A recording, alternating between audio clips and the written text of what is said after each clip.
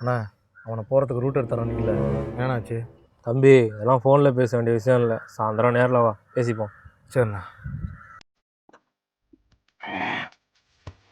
அண்ணா என்னண்ணாச்சு? அண்ணா எனக்கு எப்படியாவது அவனை போட்டே ஆகணுண்ணா. ஊருக்குள்ள ரொம்ப அசிங்கமாக இருக்குண்ணா, என்னால் தலை காட்ட முடியலண்ணா. தம்பி பிளான்லாம் பக்காவாக போட்டாச்சு, சொல்கிறேன் கேளு. சரி. அவன் டெய்லியும் 12 மணிக்கு அந்த ஆன்டி வீட்டிலேருந்து வாக்கியா தோப்புலையாக தான் போகிறான். அந்த வாக்கியா தோப்புலேருந்து அவன் வீட்டுக்கு 10 அடி தூரம் தான். அந்த வாக்கியா தோப்பு செம்ம இருட்டாக இருக்கும். அங்கே என்ன நடந்தாலும் எவனுக்குமே தெரியாது.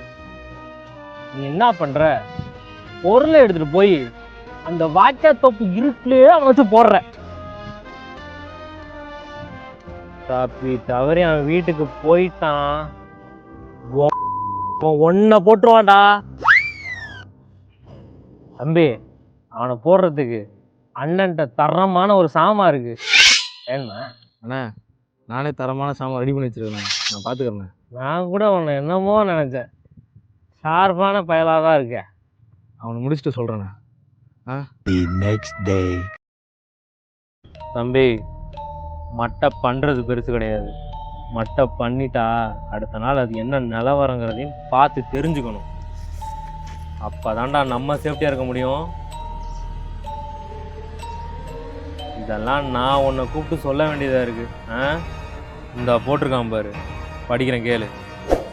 வாக்கியா தோப்பில் இளம் வாலிபர் கொடூரமான முறையில் கதற கதற கற்பழிப்பா.